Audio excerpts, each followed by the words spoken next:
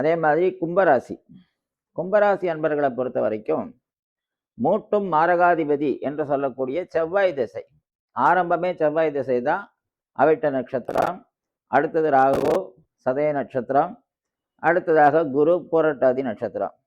எது அதிர்ஷ்ட திசை அப்படின்னு நம்ம தேடி பார்க்கும்போது பிறக்கும்போது வரக்கூடிய செவ்வாய் திசை மட்டும்தான். அப்போ ஒருவேளை சதய நட்சத்திரத்தில் பிறந்திருக்காங்க, ராகு திசை, ஆனால் கடைசியில் செவ்வாய் புக்தி வரும்போது அவங்கள லைஃப்பில் முன்னுக்கு கொண்டு வந்துடும். முக்கியமான பாடங்களை அதில் படிப்பாங்க. அதே மாதிரி ஒருவேளை குரு திசை பூரட்டாதியில் பிறந்திருக்காங்க அப்படின்னா அவங்களுக்கு இதே செவ்வாய் புக்தி வரும்போது, குரு திசையில் செவ்வாய் புக்தி வரும்போது முன்னுக்கு வந்துடுவாங்க. அப்போ அந்த 10க்குடைய பாவாதிபதி எப்போ வந்து இதை சேர்றாரோ, அவருடைய காலம் எப்போ சேர்றதோ அப்போ தான் கர்மா வேலை செய்கிறது. ஒரு மனிதனுடைய கர்மாவை பொறுத்து தான் அவனுடைய பணம், வரவு, பொருளாதாரம் எல்லாமே.